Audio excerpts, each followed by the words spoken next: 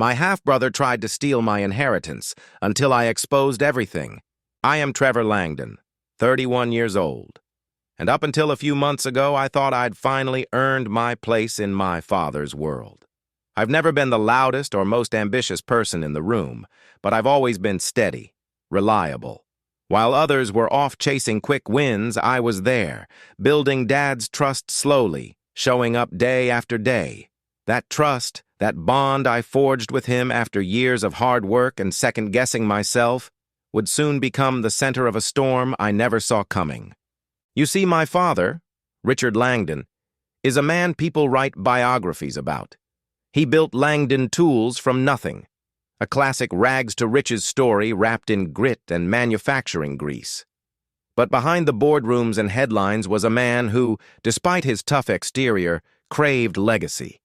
I wasn't just his son. I was the one he'd started bringing to quarterly meetings, slowly grooming to take over. I remember the moment he looked across his desk and said, "You're ready, Trev. The company's going to need someone like you when I'm gone." That was just 4 months ago. But last week, just before our lawyer was scheduled to finalize some estate documents, everything shifted. The air in our house changed. My father grew cold, withdrawn. He wouldn't look me in the eye. And then, out of nowhere, I walk into the kitchen and see him whispering with someone I hadn't seen in over a decade. My half-brother, Carter. Carter Langdon. Flashy smile, expensive loafers, charm slick as oil. Same father, different mother. He'd barely spoken to Dad in years. Until now, when Dad's health was failing and the estate talk had begun. That moment in the kitchen, that was the match. I didn't know it yet, but Carter had arrived with a purpose, to burn everything I'd built to the ground. But before I tell you how he nearly stole everything I'd earned, my father's trust, my inheritance, my name, let me know where you're watching from and hit subscribe if you've ever fought to prove yourself to someone who never made it easy. Because you have no idea what people will do once they realize you stand in the way of what they want. Carter strutted into our lives like he never left. He hadn't spoken to Dad in, 6 years? Maybe longer. Their last conversation was some blowout over money and one of Carter's failed startups. Dad called it a scam. Carter called it visionary. Then he vanished.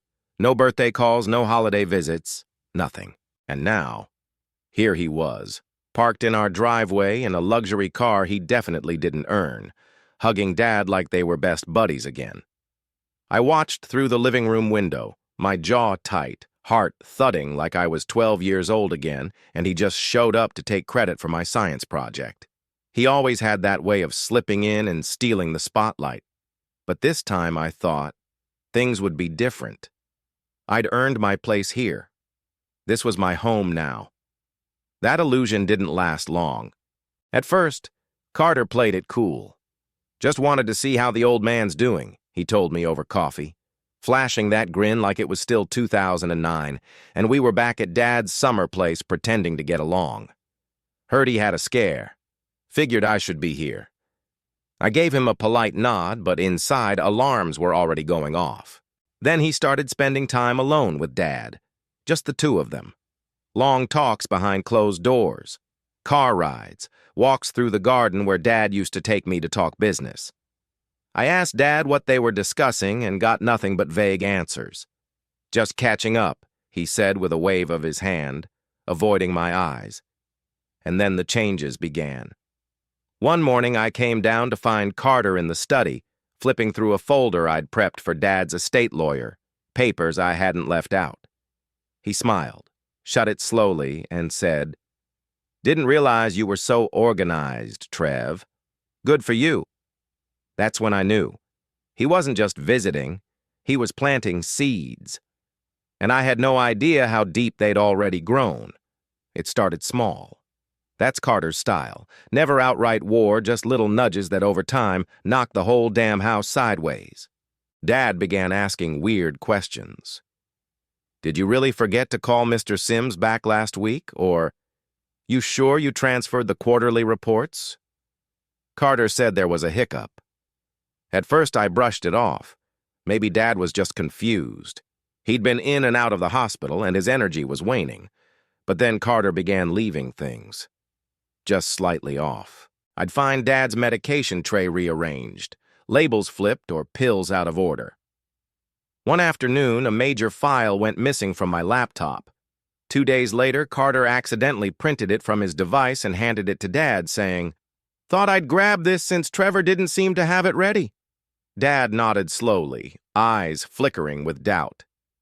I started noticing how Carter would talk to Dad like I wasn't in the room. "You don't need to worry about the company so much anymore. Trevor's a good kid, but maybe not cut out for high-stakes management. He gets flustered, you know." I do not get flustered. Then came the social games. Carter would pour Dad a drink, laugh just loud enough for me to hear from the hall, and start tossing little barbs cloaked as jokes. "Remember when Trevor tried to run that college investment club and tanked it in 2 months? Good times." I hadn't thought about that in years. It was one of my biggest failures. Dad knew that. But Carter dredged it up with casual venom. I confronted him once, late at night while he was pouring himself whiskey in the kitchen. "What are you doing here, really?" He sipped, smiled, and said, "Just helping Dad make sure his legacy is in the right hands." That's when it hit me. He wasn't just trying to win Dad over. He was rewriting who I was. It didn't happen all at once. That's what made it so hard to fight. It was gradual, like someone turning the temperature down 1 degree at a time until you're frozen stiff without realizing it. Dad stopped asking for my input on business matters. No more weekend chats about the future of Langdon Tools. No more side-by-side reviews of board strategy or growth projections. Those conversations now belonged to Carter. At first, I tried to stay composed. Maybe Dad just needed a break. He'd been through a lot with his health. But then came the day when I brought him his favorite soup, set it down next to his chair, and he didn't even look up. "Carter already handled lunch," he muttered. I stood there holding the spoon, like an idiot, like a son who'd just been replaced. Then the real gut punch came. Dad called a private meeting with his lawyer, Thomas Green. Normally, I was always looped into these discussions. But this time I found out only because I saw Carter walking Thomas out to his car, shaking his hand like they'd just sealed a deal. That night, I confronted Dad. He was lying in bed, propped up on pillows, looking tired but alert. "Why didn't you tell me Thomas was coming?" He sighed, didn't answer right away. Then, "Carter's raised some concerns, Trev, about your focus, your intentions." I felt like I'd been slapped. "My intentions?" I asked, stunned.